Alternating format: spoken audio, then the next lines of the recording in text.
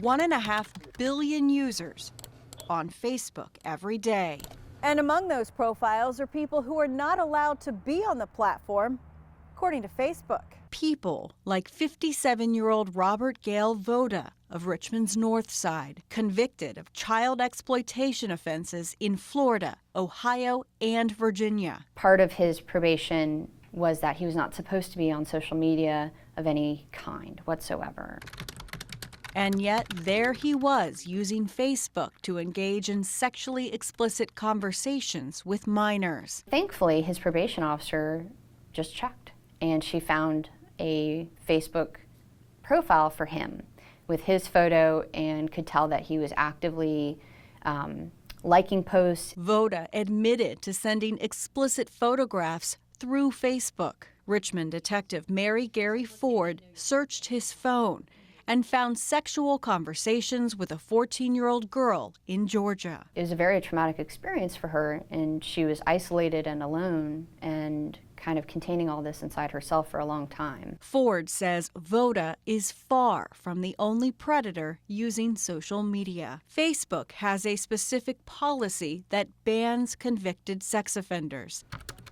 But in less than 2 hours, our investigation easily tracked down 16 different registered sex offenders in Virginia with what appeared to be active Facebook profiles. We found offenders of all races and of varying ages, all with profiles active within the last year.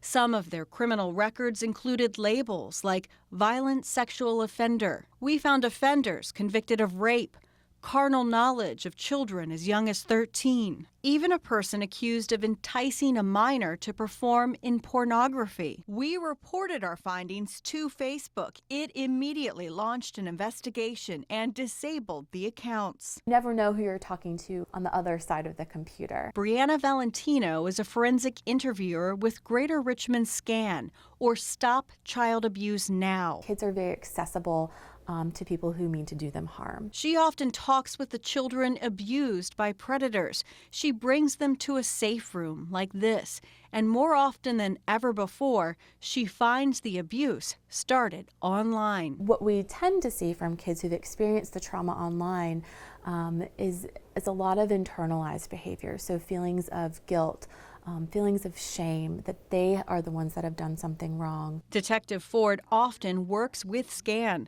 She's investigating multiple active cases in our area. And this is just one example. She has the unenviable job of talking to child predators like Robert Voda. And he indicated that, looking at adult pornography just doesn't do it for him. Voda pleaded no contest to electronic solicitation of a minor and is now serving 20 years in a Virginia prison. His capture is a victory for investigators like Ford, but she knows there are more predators out there. That's why she needs parents to help and have age-appropriate, non-judgmental conversations with their kids now. Hey, look, this is something that could happen, and if it does, just stop what you're doing, come to me, talk to me, we'll work it out together, you're not in trouble. Ford says there are steps you can take to be proactive. First, we know our kids are attached to their phones, but experts say they should not have them in their bedrooms at night. And consider this rule: tablets and computers should only be used in open areas of the house.